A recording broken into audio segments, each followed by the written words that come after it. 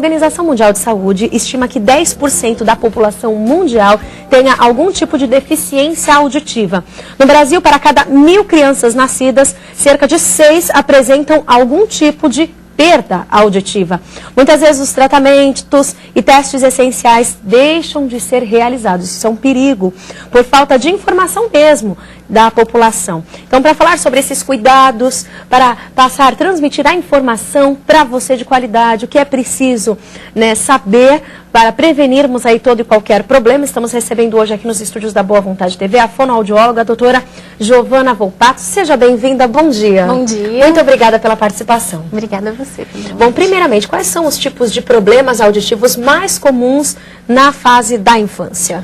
Na verdade, as causas, elas são mais comuns, são de origem não genéticas, que daí, no caso, sendo causados por fatores pré-natais, por exemplo, a rubéola materna, fatores perinatais, por exemplo, a falta de oxigenação durante o parto, e os fatores pós-natais, por exemplo, a meningite, o sarampo, a cachumba e as otites médias. A maioria desses problemas, eles podem ser tratados com medicamentos ou evitados com vacinas. Certo. As otites médias, elas são muito frequentes em bebês e crianças, por quê? Na verdade, assim, o nosso ouvido, ele é dividido em 3 partes. Eu trouxe aqui a orelha, uma orelha grande, certo. Então, a orelha externa, que é o pavilhão auricular e o canal auditivo, a orelha média, que tem os 3 ossos, os menores ossos do corpo humano, o martelo, a bigorna e o estribo, e a orelha interna, onde tem a cóclea, que é o órgão mais sensível da nossa audição.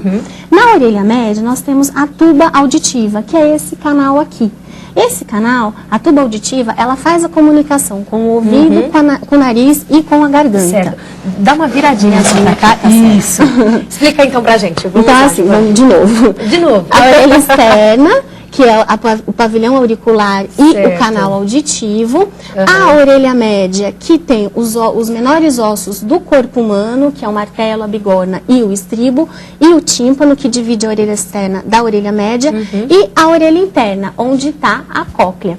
A cóclea é o órgão mais sensível do corpo humano. E a tuba auditiva, onde está aqui na orelha média, que é esse canal, ele faz a comunicação com o nariz, com o ouvido e com a garganta.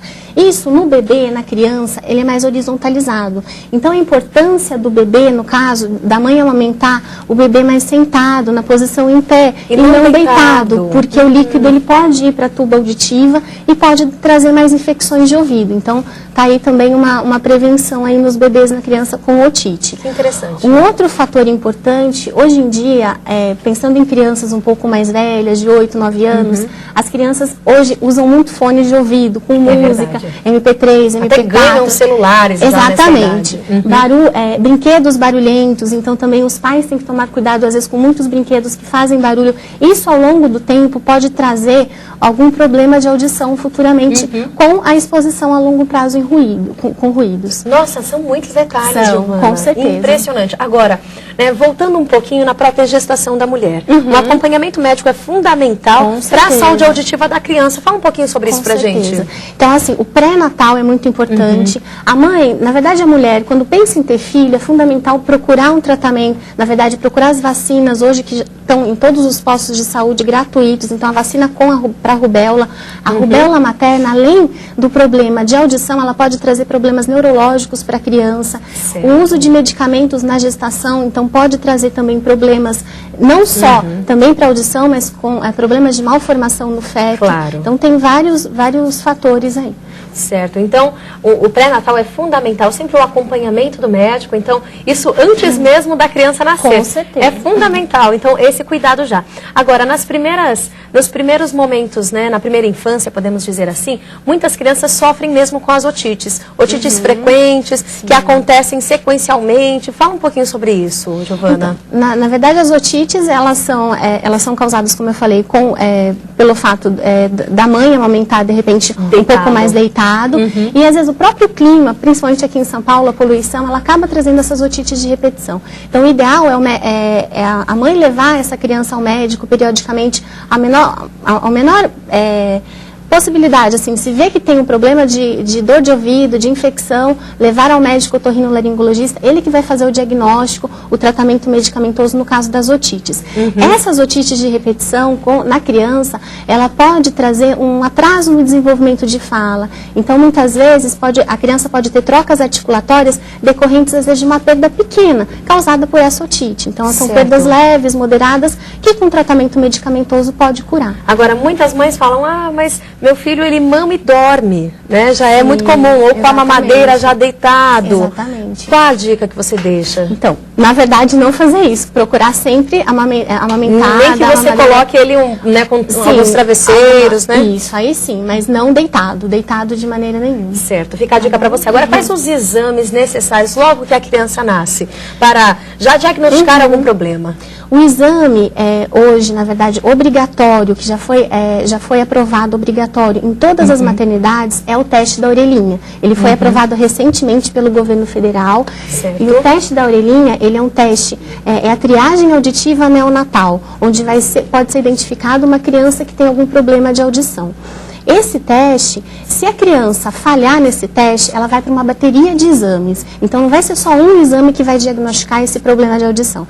Vão ser feitas avaliações comportamentais, uma avaliação subjetiva com as reações da criança aos estímulos sonoros e avaliações objetivas para fazer um diagnóstico preciso. Certo. E volto a falar que daí quem vai pedir esses exames e quem vai fazer o diagnóstico da deficiência auditiva é o médico otorrinolaringologista. Certo. Agora, em todos os hospitais, em todo o território nacional, hoje já é bastante comum essa prática do teste da orelhinha? Já é obrigatório em todas as maternidades. Foi aprovado em agosto, o teste da orelhinha é obrigatório em todas as maternidades do Brasil. Agora, para os bebês, para as crianças que nasceram antes desse mês de agosto, quais as dicas que você deixa para os pais? É necessário buscar fazer esses exames? Na verdade, a criança que está, se for um bebê, se for mesmo uma criança maior, o que os pais devem ficar atentos? As reações da criança. Certo. Então, se a criança atende a voz materna, se ela reage a sons fortes, se ela acorda com barulho, com uma batida de porta, por exemplo, se ela, de repente, é uma criança que chora muito, se ela aumenta o volume, uma criança maior, bem no caso, se aumenta muito o volume da televisão, se ela pede para repetir com frequência o que é dito, ou se ela tem um desenvolvimento de fala ou trocas articulatórias não adequadas para a idade. Então, isso são alguns sinais que a criança pode ter alguma dificuldade auditiva e aí sim, ao menor sinal, a mãe ou o pai ou quem fica com a criança procurar um tratamento, uma orientação aí. Que interessante. Então, é possível prevenir desde muito cedo. Sim, com certeza. E é fundamental, na verdade, a detecção precoce, porque isso vai trazer um prejuízo de fala para a criança, na aquisição e no desenvolvimento de fala. Então, por exemplo, uma criança que tem um grau de perda leve, moderado, que é uma perda pequena, o que acontece? Ela pode ter uma fala compreensível, mas pode ter trocas articulatórias. Uma criança que tem uma perda auditiva muito grande, uma perda severa, profunda, ela pode vir a falar, claro, desde com a intervenção precoce e com acompanhamento fonoaudiológico. Está certo. Então, daqui a pouco nós continuamos falando sobre esse assunto bem interessante. Vale a pena você fazer perguntas. Você que tem dúvidas, ligue pra gente. 3224-1140 e 3225-4990, código 11. Já voltamos, depois do intervalo. Fique com a gente.